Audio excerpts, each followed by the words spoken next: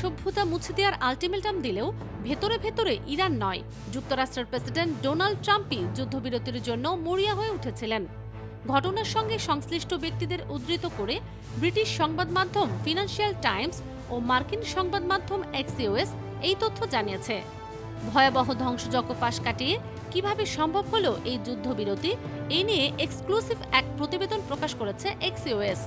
তারা জানায়, যুক্তরাষ্ট্র ও ইসরায়েলি কর্মকর্তারা 6 এপ্রিল এক কৌতূহলী ঘটনার কথা জানতে পারেন, আর তা হলো যুক্তরাষ্ট্র মরিয়া হয়ে যুদ্ধবিরতি চাইছে জানতে পেরে ইরানের সর্বোচ্চ নেতা মোস্তফা খামেনি তার প্রতিনিধিদের চুক্তির দিকে এগিয়ে যাওয়ার সবুজ সংকেত দিয়েছেন।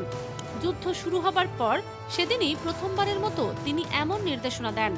এক্সিওএস জানায়, ট্রাম্পের ঘনিষ্ঠ সূত্রের সদস্যরাও যুদ্ধবিরতি ঘোষণার আগ মুহূর্ত পর্যন্ত জানতেন না আসলে ঠিক কী ঘটতে যাচ্ছে। মার্কিন বাহিনী ও পেন্টাগন ট্রাম্পের মনোভাব বোঝার চেষ্টা করার পাশাপাশি ইরানে ব্যাপক বোমা হামলার প্রস্তুতি নিচ্ছিল। এক কর্মকর্তা বলেন, আমরা জানতাম না ঠিক কী হতে যাচ্ছে, পরিস্থিতি ছিল একদম বন্য। অন্যদিকে আঞ্চলিক মিত্ররা ইরানের নজিরবিহীন পাল্টা হামলার আশঙ্কায় ছিল। ইরানের ভেতরেও অনেক মানুষ সম্ভাব্য হামলার হাত থেকে বাঁচতে ঘরবাড়ি ছেড়ে পালাচ্ছিলেন। 11টি নির্ভরযোগ্য সূত্রের তথ্যের ভিত্তিতে এই উত্তপ্ত পরিস্থিতি শান্ত হওয়ার নেপথ্যে কাহিনী জানিয়েছে এক্সিওএস। 6 এপ্রিল সকালে হোয়াইট হাউসে মার্কিন দূত স্টিভ উইটকফ অত্যন্ত রাগান্বিত হয়ে ফোনে ব্যস্ত ছিলেন। তিনি মধ্যস্থতাকারীদের জানান, ইরানের 10 দফা প্রস্তাবটি ছিল বিপর্যয় ও মহাবিপদ। এরপর শুরু হয় তা সংশোধনের এক বিশৃঙ্খল দিন। পাকিস্তান উইটকফ ও ইরানের পররাষ্ট্রমন্ত্রী আব্বাস আরাকচির সঙ্গে খসড়া চালাচালি করছিল। মিশর ও তুরস্কের পররাষ্ট্রমন্ত্রীরাও কাজ করছিলেন।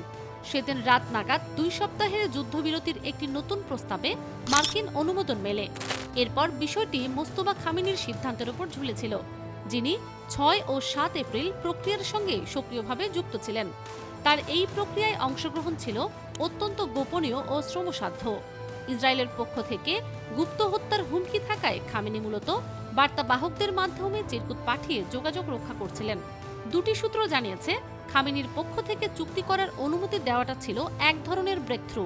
এছাড়া আরাকচি শুধু আলোচনার টেবিলেই নয়, বিপ্লবী গার্ড বাহিনীর কমান্ডোদেরও চুক্তিতে রাজি করাতে গুরুত্বপূর্ণ ভূমিকা পালন করেন।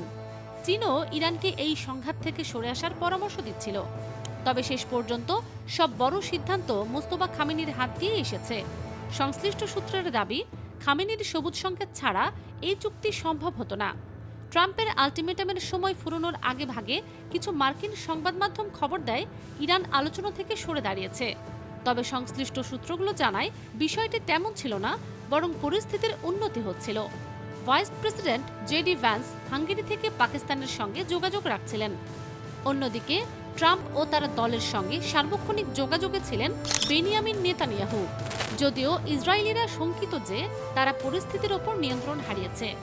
অবশেষে 7 এপ্রিল দুপুর নাগাদ দুই পক্ষ যুদ্ধবিরতিতে একমত হয়।